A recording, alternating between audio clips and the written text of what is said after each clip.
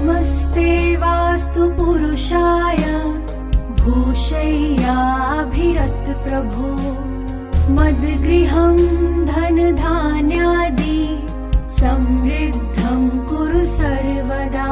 ప్రేక్షకులందరికీ నమస్కారం అండి. ఈ రోజు మన వీడియోలో నందశాల అంటే ఏమిటి, మనం గత వీడియోస్లో జయశాల గురించి ధాన్యశాల గురించి తెలుసుకున్నాం. ఎవరైనా ఆ వీడియోస్ చూడకుంటే కింద కామెంట్ బాక్స్లో నేను పెడతాను, ఖచ్చితంగా మీరు ఆ వీడియోస్ చూడండి. ఎందుకంటే ఒక వీడియోకు అవినాభావ సంబంధం ఉంటుంది. మీరు కేవలం ఒక వీడియో చూస్తే అర్థం కాదు. ప్రతి ఒక్క వీడియో చూసిన వారైతే అసలు ఈ శాలలు ఏమిటి, మనం ఏ విధంగా ముఖద్వారాలు ఏర్పాటు చేసుకుంటున్నాము అనేది మీకు అర్థమవుతుంది.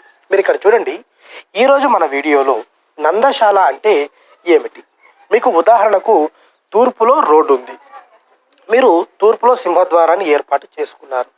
తర్వాత మాకు సబ్ డోర్ కావాలంటే దక్షిణంలో ఖాళీగా ఉంది, మేము సబ్ డోర్ అనేది ఏర్పాటు చేసుకుంటాము, దానిని దక్షిణంలో పెట్టుకుంటాము అని మీరు ఒకవేళ పెట్టుకున్నట్టయితే దీనిని అంటే తూర్పులో ముఖద్వారము, దక్షిణంలో సబ్ డోర్, ఉదాహరణకు ఇది ప్రధాన ద్వారము, ఇది సబ్ డోర్ అనేది మీరు తీసుకుంటే దీనిని నందశాల అంటారు. అంటే ఇలాంటి గృహంలో స్త్రీ హాని ఉంటుంది అని చెప్పి శాస్త్రంలో చెప్పారు. అంటే ఏంటండి అంటే చాలా మందికి కూడా ఇల్లు కట్టిన తర్వాత కానివ్వండి, ఇల్లు కడుతుంటే కానివ్వండి, ఆడవాళ్ళకు సంబంధించినటువంటి ప్రాబ్లమ్స్ అనేవి వస్తుంటాయి. అంటే వాళ్ళ వల్ల ఇల్లు త్వరగా ఫినిష్ కాకపోవడం కానివ్వండి, లేకుంటే ఇల్లు కట్టిన తర్వాత కూడా వాళ్ళకు ఏదో ఒక సమస్య రావడం కానివ్వండి, ఇలాంటివి జరుగుతూ ఉంటాయి. మనం చాలా ఇళ్ళలో కూడా చూసాము. అంటే మీరు ఈ నందశాల అంటే కేవలం ఈ 2 డోర్లు పెట్టుకుంటేనో కాదండి. మీరు ఇక్కడ చూడండి, కేవలం ఈ సింహద్వారాలు ఉపద్వారాలు పెట్టుకుంటేనో ఈ స్త్రీ హాని అనేది కలుగదు. మనకు ఆ విధంగా చెప్పలేదు. అంటే మీరు పెట్టుకున్నటువంటి ఈ సింహద్వారం కానివ్వండి, మీరు తీసుకున్నటువంటి ఈ ప్లాట్ ఏదైతే ఉందో, ఈ ఈస్ట్ ఫేసింగ్ కానివ్వండి, లేకపోతే దక్షిణంలోనే రోడ్ ఉంది, మీరు దక్షిణంలో సింహద్వారాన్ని ఏర్పాటు చేసుకొని సబ్ డోర్ అనేది ఈస్ట్లో పెట్టుకున్నారు, ఇది కూడా తప్పే. అంటే ప్రాపర్గా ఏంటంటే ఈ 2 డోర్లు అనేది ఉండకూడదు, నిషిద్ధం. ఒకవేళ మీరు తూర్పులో రోడ్డు ఉంటే తూర్పులో సింహద్వారాన్ని ఏర్పాటు చేసుకోండి, పర్వాలేదు. లేకుంటే దక్షిణంలో రోడ్డు ఉంటే కేవలం దక్షిణానికే సింహద్వారాన్ని అది ఏర్పాటు చేసుకోండి. కానీ ఈ 2 దిక్కుల్లో రోడ్డు ఉండి మీకు కన్వీనియంట్గా ఉంది కదా అని చెప్పి మీరు ఈ 2 దిక్కుల్లో కనుక ఒకటి ముఖద్వారము ఒకటి ఉపద్వారము పెట్టుకున్న వారైతే ఇది స్త్రీ హాని కలిగిస్తుంది అని చెప్పి శాస్త్రం.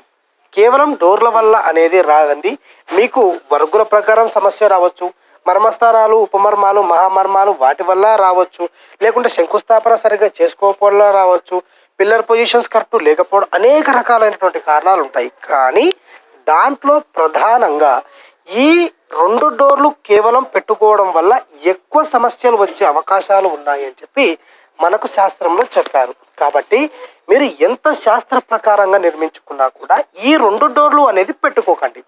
పెట్టుకుంటే ఇది పెట్టుకోండి, లేకుంటే ఇది పెట్టుకోండి తప్ప ఈ 2 కలిపి పెట్టుకోకండి.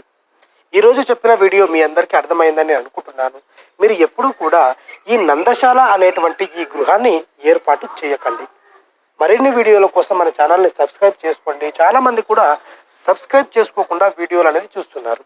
అలా చూడడం వల్ల మీకు కంటెంట్ మిస్ అయ్యే అవకాశం ఉంటుంది. అంటే మన దాంట్లో ఒక వీడియోకు లింకప్ అయ్యే వీడియోలు మనం తరచూ చేస్తూ ఉన్నాము, మీరు చూస్తూ ఉన్నారు.